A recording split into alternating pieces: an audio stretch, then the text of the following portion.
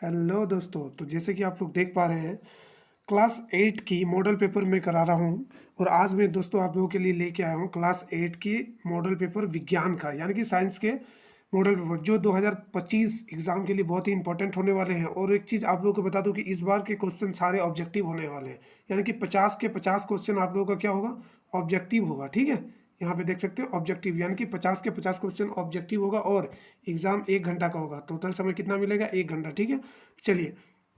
तो सबसे पहले आज हम लोग विज्ञान के 50 बेहतरीन क्वेश्चन के बारे इस सेट से पूरा कर लेते हैं। और इस वीडियो को आप लोग कम से कम 4 से 5 बार देख लीजिएगा, ताकि जितने भी क्वेश्चन है सारे क्वेश्चन आप लोगों को याद हो जाए। ठीक है, 4 से 5 बार देख लेना है। चलिए, अगर आप लोग नए हैं तो हमारे चैनल से जुड़ जाइए, क्योंकि यहाँ पे हर एक प्रकार के मॉडल पेपर यहाँ पे डिस्कस किया जाएगा। ठीक है, चलिए शुरुआत करते हैं पहले नंबर क्वेश्चन से। देख सकते हैं पहला नंबर क्वेश्चन है, कोशिकाओं का समूह जिसकी रचना उद्गम तथा कार्य समान हो उसे क्या कहते हैं? बताइए, कोशिकाओं का समूह जिसकी उद्गम तथा कार्य समान हो उसे क्या कहते हैं? बताइए। 1 नंबर का राइट आंसर क्या होगा? कोशिका झिल्ली, केंद्रक, उत्तक या जीव द्रव्य? तो इसका राइट आंसर हो जाएगा ऑप्शन नंबर सी, उत्तक। उत्तक हो जाएगा। ठीक है, चलिए देखते हैं अगला क्वेश्चन। अगला क्वेश्चन क्या पूछा गया है? सेकंड नंबर क्वेश्चन, एक कोशिकीय जीव कौन सा है? मक्खी, केंचुआ, अमीबा, तितली? आप लोगों ने पढ़ा होगा कि एक कोशिकीय जीव अमीबा होती है। Option number C right answer. ठीक है, चलिए अगला क्वेश्चन क्या है? सजीव के शरीर की संरचनात्मक एवं क्रियात्मक इकाई क्या है? देखिए, ऑप्शन ए है कोशिका, ऑप्शन बी कोशिका भित्ति, ऑप्शन सी उत्तक, ऑप्शन डी कोशिका झिल्ली। तो इसका राइट आंसर हो जाएगा शरीर के संरचनात्मक और क्रियात्मक इकाई है कोशिका। Option number A right answer. ठीक है, अगला क्वेश्चन क्या है? थर्ड हो गया, sorry 4 number question. 4 number question क्या है? निम्न में से अधातु कौन सी है? Option A sulphur, option B carbon, option C oxygen, option D इनमें से सभी। तो आप लोगों को बताना है कि अधातु कौन है। अधातु इनमें से सभी है। ठीक है, option number D right answer. चलिए अगला क्वेश्चन क्या है कि निम्न में धातुओं का उपयोग कहाँ किया जाता है? देखिए, धातुओं का उपयोग कहाँ किया जाता है? पटाखों में, उर्वरक में, खाना बनाने के बर्तन में, इनमें से सभी। देखिए, इसका राइट आंसर क्या हो जाएगा? ऑप्शन नंबर डी, इनमें से सभी जगहों में धातुओं का उपयोग किया जाता है। चलिए अगला क्वेश्चन कौन सा है कि कौन सी एकमात्र अधातु है जो विद्युत की सुचालक है? कार्बन है, फास्फोरस है, ग्रेफाइट है, सल्फर है? तो इसका राइट आंसर क्या होगा? जो विद्युत की सुचालक मतलब है जिसमें विद्युत यानी कि करंट चल सकता है। ठीक है, तो इसका राइट आंसर हो जाएगा ऑप्शन नंबर सी, ग्रेफाइट। जो विद्युत की सुचालक है जिसमें करंट लग सकता है। ठीक है, आप लोग का जो पेंसिल है ना, वो ग्रेफाइट से ही बना हुआ है। ठीक है, चलिए अगला क्वेश्चन क्या है? सूक्ष्म जीव की वृद्धि को रोकने के लिए किसका उपयोग किया जाता है? देखिए, सूक्ष्म जीव की वृद्धि को रोकने के लिए किसका उपयोग किया जाता है? नमक, खाद्य तेल, चीनी, इनमें से सभी। बताइए, इसका राइट आंसर हो जाएगा इनमें से सभी। Option number D right answer. अगला क्वेश्चन क्या है कि लेग्यून पौधों की जड़ों में कौन सा जीवाणु उपस्थित होता है? देखिए, लेगुन जो पौधा होता है ना, उसकी जड़ों में कौन सा जीवाणु उपस्थित होता है? राइबोजियम, या फिर पेनिसिलियम, या फिर राइजोपस, या फिर स्पाइरोगाइरा? इसका राइट आंसर क्या होने वाला है? इसका राइट आंसर होने वाला है ऑप्शन नंबर ए, राइजोबियम। ठीक है, यहाँ पे option number A right answer है, राइजोबियम। ठीक है, ये नाइट्रोजन स्थिरीकरण का काम करते हैं ये लोग ज़्यादा। ठीक है, अगला क्वेश्चन क्या है? 9 नंबर क्वेश्चन। 9 नंबर क्वेश्चन पूछा है कि भिंडी की पीत सूक्ष्म जीव से होता है? ठीक है, जो भिंडी की पीत होती है ना, वो किस सूक्ष्म जीव से होता है? इसका ऑप्शन ए है जीवाणु, ऑप्शन बी कवक, ऑप्शन सी शैवाल, ऑप्शन डी विषाणु। तो इसका राइट आंसर क्या होने वाला है? इसका राइट आंसर होने वाला विषाणु, यानी कि वायरस। ठीक है, चलिए अगला क्वेश्चन क्या है कि विद्युत द्वारा किसी पदार्थ पर किसी वांछित धातु को निक्षेपित करने की प्रक्रिया क्या कहलाती है? विद्युत धारा, विद्युत अपघटन, विद्युत लेपन या चालकता? सबसे पहले क्वेश्चन को ध्यान से पढ़िए। पूछ क्या रहा है? विद्युत द्वारा किसी पदार्थ पर किसी वांछित धातु को निक्षेपित करने की प्रक्रिया को क्या कहते हैं? ठीक है, तो इसका राइट आंसर हो जाएगा ऑप्शन नंबर सी, विद्युत लेपन। इसको क्या कहते हैं? विद्युत लेपन कहा जाता है। ठीक है, अगला क्वेश्चन क्या है कि कौन सा घोल विद्युत का कुचालक है? देखिए, इनमें से कौन सा ऐसा घोल है जो विद्युत का कुचालक, कुचालक यानी कि जिसमें विद्युत नहीं चल सकता है? ठीक है, ऑप्शन ए नींबू का रस, ऑप्शन बी नल का पानी, ऑप्शन सी सिरका, ऑप्शन डी है आसूत जल। तो इसका राइट आंसर क्या होने वाला है? इसका राइट आंसर होने वाला है आसूत जल। Option number D right answer. ठीक है, अगला क्वेश्चन क्या है कि विद्युत अपघटन का क्या उपयोग है? देखिए, विद्युत अपघटन का क्या उपयोग है?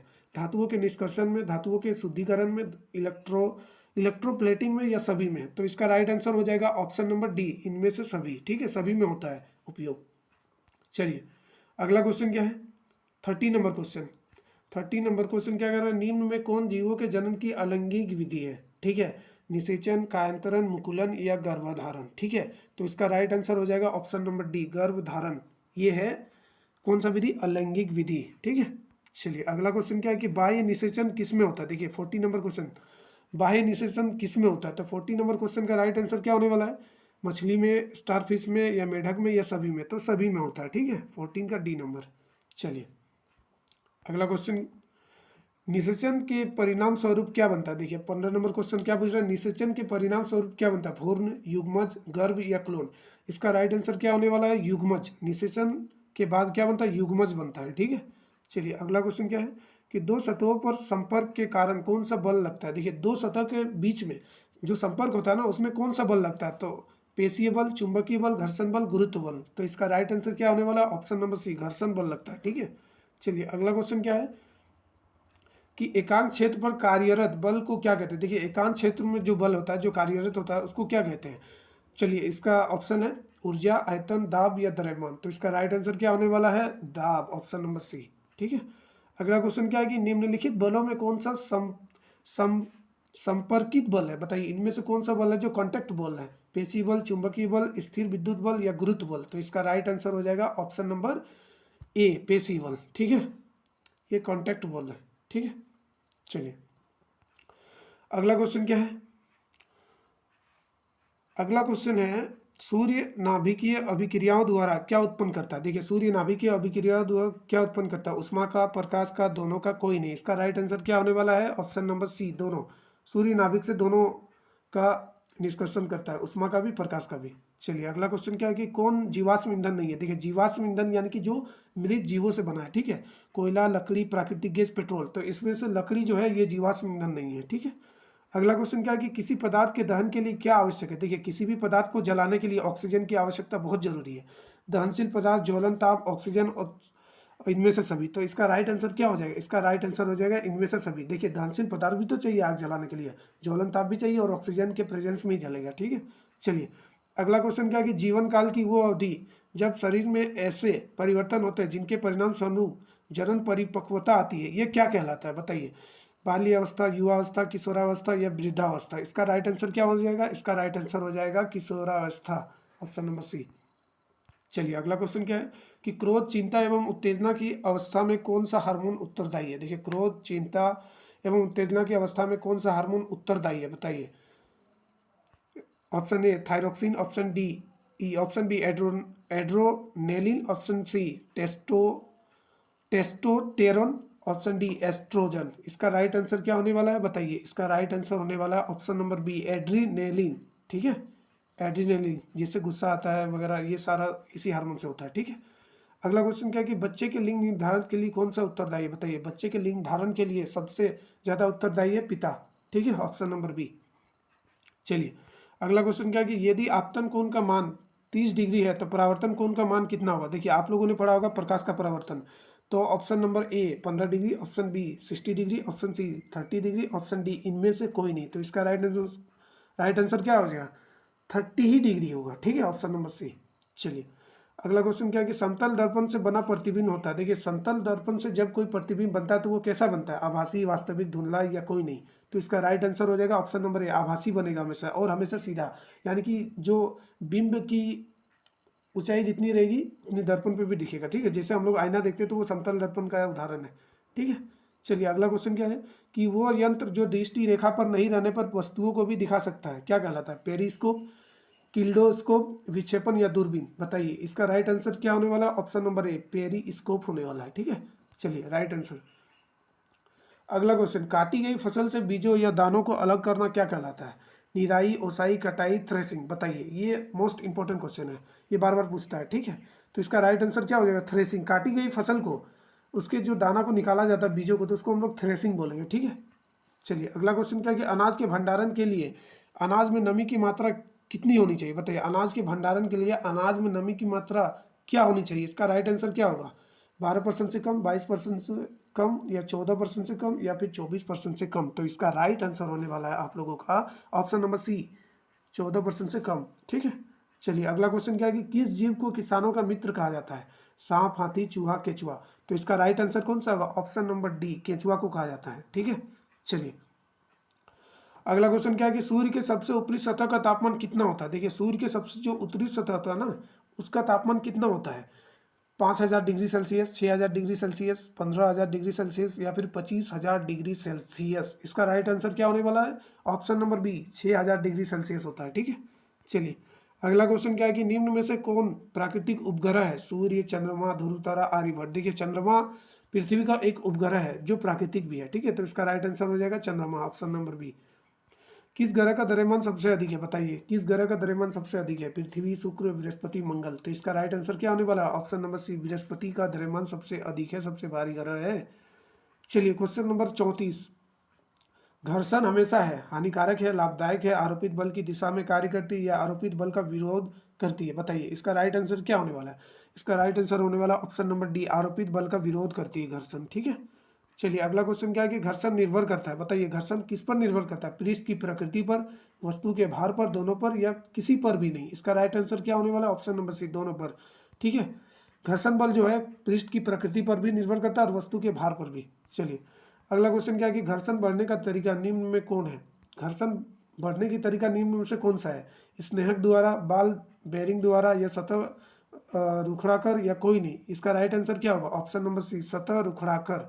ठीक है, चलिए अगला क्वेश्चन क्या है कि इनमें से कौन संश्लेषित रेशा है? नायलॉन, सूती, रेशमी, ऊन। इसका राइट आंसर क्या होगा? संश्लेषित रेशा पूछा जा रहा है, तो इसका राइट आंसर हो जाएगा ऑप्शन नंबर ए, नायलॉन ही एक संश्लेषित रेशा है। ठीक है, चलिए अगला क्वेश्चन क्या है कि निम्न में कौन 4R में नहीं है? देखिए इनमें से कौन ऐसा है जो 4R में नहीं है? Reduce, reuse, recycle, remove. बताइए इसका राइट आंसर हो जाएगा डी नंबर 38 का डी, 38 का डी नंबर, रिमूव नहीं है। ठीक है, चलिए अगला क्वेश्चन क्या है कि इनमें से कौन पिघल जाती है परंतु जलती नहीं है? बताइए इनमें से कौन ऐसा पदार्थ है जो पिघल जाता है लेकिन जलता नहीं है? Rayon, polyester, nylon, jute. तो इसका राइट आंसर क्या होने वाला? Option number C, nylon. Nylon जो है ये पिघल तो जाएगा लेकिन जलेगा नहीं। ठीक है, चलिए अगला क्वेश्चन क्या है कि आवर्ती का मात्रक क्या है? आवर्ती का मात्रक क्या है? Hertz, metre, second, pascal.